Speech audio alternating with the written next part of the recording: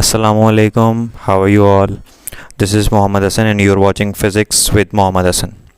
Student, आज की जो वीडियो है, जैसा कि आप टॉपिक भी देख रहे हैं, वो लिटिल बिट डिफरेंट है। मैथमेटिक्स का टॉपिक आपको सामने नज़र आ रहा है, एक्सपोनेंट या इंडाइसिस का। और ये हमारी जो रिक्वेस्ट है वो हमारे जो नन्हे दोस्त हैं या हमारे ऐसे स्टूडेंट्स हैं जो कि क्लास 7 के स्टूडेंट्स हैं, ये उनकी रिक्वेस्ट पे बनाई गई है। और कुछ मेरे ऐसे सब्सक्राइबर्स जिनके छोटे बहन भाई भी पढ़ते हैं छोटी क्लासेस के अंदर, तो उनकी भी रिक्वेस्ट है। तो अब हम along with the topics of physics mathematics की भी जो है ना क्लास 7 की वीडियोस को जो है वो आपके लिए जो है पेश करेंगे। तो let's start for today's video. आज की वीडियो जैसा कि आप देख रहे हैं, हमारा चैप्टर नंबर 4 है क्लास 7 की मैथमेटिक्स का। जैसा कि आप देख रहे हैं वो है एक्सपोनेंट एंड इंडाइसिस।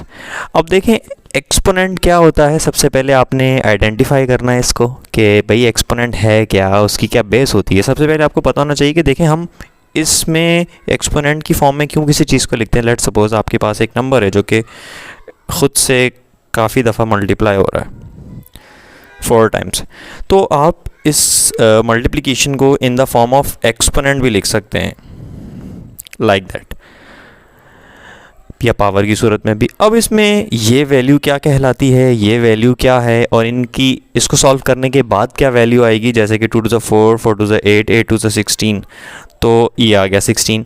तो स्टूडेंट्स अब हमें पता होना चाहिए कि ये 2 क्या है, ये 4 क्या है, ये कैसे आया है, और ये 16 तो जाहिर सी बात है मल्टीप्लिकेशन के बाद आया है। तो बेसिकली क्या है कि ये जो 2 यहाँ नीचे लगा हुआ ये बेस कहलाती है इसकी, और ये जो 4 है यानी कि जो एक्सपोनेंट है या जो पावर है वो शो करती है कि ये नंबर जो है जो कि बेस है वो खुद से कितनी मरतबा मल्टीप्लाई हो रही है, और जो इसका आंसर आ रहा है वो इसकी एग्जैक्ट वैल्यू है। यानी कि हमारे पास 3 चीज़ें आ गई। नंबर 1 बेस आ गई, नंबर 2 आ गया हमारे पास एक्सपोनेंट, और तीसरा आ गया उसकी वैल्यू। वैल्यू बेसिकली जो है वो आपके पास क्या है, मल्टीप्लाई होने के बाद आती है। अब जैसे ये देखें 2 हमारी बेस है, एक्सपोनेंट इसका 4 है, और वैल्यू हमारे पास क्या आ रही है 16। तो वैल्यू से हमें पता लग रहा है कि वो एक बेस जो है वो कितनी दफ़ा मल्टीप्लाई करने के बाद उसका आंसर आया, और हमारे पास जो एक्सपोनेंट है वो बताता है कि ये नंबर कितनी मरतबा खुद से मल्टीप्लाई हुआ, और सिंपली 2 जो है जो नंबर है वो उसकी बेस कहलाएगा हमारे पास। तो आई होप इसमें ये चीज़ें आपको क्लियर आ गई होंगी। बेसिकली बेस जो है वो एक नंबर है जो कि खुद से मल्टीप्लाई होता है अकॉर्डिंग टू द एक्सपोनेंट। और एक्सपोनेंट को अगर थोड़ा सा एक्सप्लेन और करूं तो exponent is a number which represents the number of times a base is to be multiplied, और वैल्यू ऑफ एक्सपोनेंशियल फॉर्म जो है वो आपकी 16 बनती है। यानी कि जितनी मरतबा आपने इसको मल्टीप्लाई करने के बाद as per the exponent the product of the base with itself according to the exponent is the value of exponential form. तो ये बेसिकली क्या कहलाती है, उसकी एक्सपोनेंशियल फॉर्म कहलाती है। लेट्स सपोज मैंने जैसे कि आपके सामने एक सवाल सॉल्व किया, एक सवाल और हम इसको ज़रा सॉल्व करते हैं। ये देखें आपके पास 5 पावर 2। अब इसमें बेस ये रही हमारे पास 5, एक्सपोनेंट इसका 2 है, यानी कि this base is multiplied with itself by 2 times, और फिर जो भी उसका आंसर आएगा। तो अगर मैं इसे एक्सपेंड करता हूँ तो ये हो जाएगा 5 टाइम्स 5, दैट इज़ 5 5 25।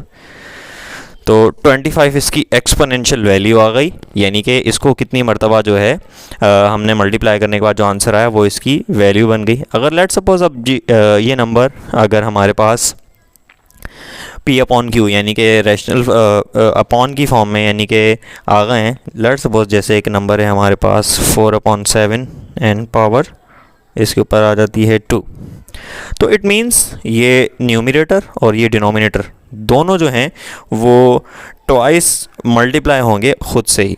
जैसे कि 4/7 है तो 4 multiply by 4, and similarly in denominator 7 multiply by 7। So 4 times 4 that is 16 and 7 times 7 that is 49। तो ये हमारा आंसर आ गया, या ये हम कह सकते हैं कि ये हमारी वैल्यू ऑफ एक्सपोनेंशियल फॉर्म है, और ये हमारी पूरी कंप्लीट बेस थी जो कि हमारे पास जो है वो अपॉन की P अपॉन Q की फॉर्म में आ गई थी हमारे पास इस तरीके से, और उसके ऊपर जो पावर लगी थी इट मीन्स वो खुद से मल्टीप्लाई होगा ये बेस, और फिर जो हमने आगे उसकी एक्सपेंड करके या सॉल्व करके या सिंप्लीफाई करके उसकी जो वैल्यू निकाली वो हमारे पास क्या कहलाएगी, उसकी एक्सपोनेंशियल वैल्यू कहलाएगी या वैल्यू ऑफ एक्सपोनेंशियल फॉर्म। अब मैं आपके सामने कुछ एग्जांपल्स लेके आता हूँ जो कि बुक से हमारी गिवन है आपको, जैसे कि आप यहाँ देख रहे हैं।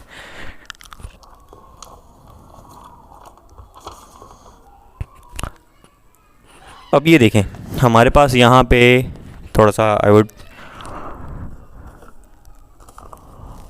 Make it close, now it's quite visible for you all. अब ये देखें जैसे 2 पे पावर 4 है हमारे पास ना, तो इसमें आपको क्लियरली नज़र आ रहा है कि जो 2 है वो इसकी बेस कहलाएगी, पावर 4 उसका एक्सपोनेंट है, और उसकी वैल्यू ऑफ एक्सपोनेंशियल फॉर्म यानी कि 2 is going to be multiplied with itself. 2 अपने आप से 4 मरतबा मल्टीप्लाई होगा, तो 2 multiply 2 that is 4, multiply 4 that is again 8, and 8 multiply by 2 that is 16। ये आपके सामने नज़र आ रहा है, तो 16 इसकी वैल्यू है।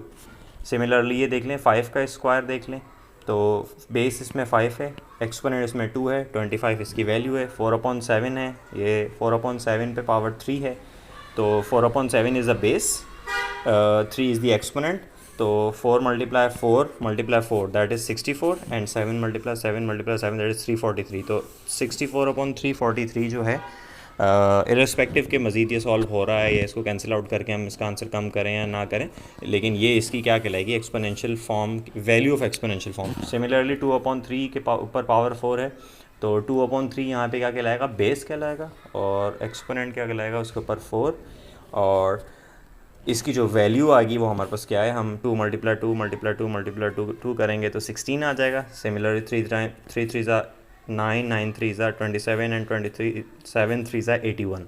सो ये इसकी क्या आ गई, हमारे पास वैल्यू आ गई।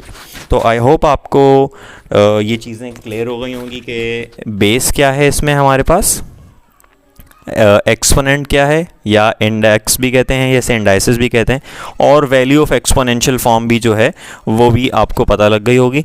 सो I hope you will enjoy this lecture, और अगर आपको समझ में आता है तो प्लीज़ आप मुझे कमेंट में भी बताइएगा, and please subscribe my channel अगर आपको मेरा कंटेंट पसंद आया। So thank you very much.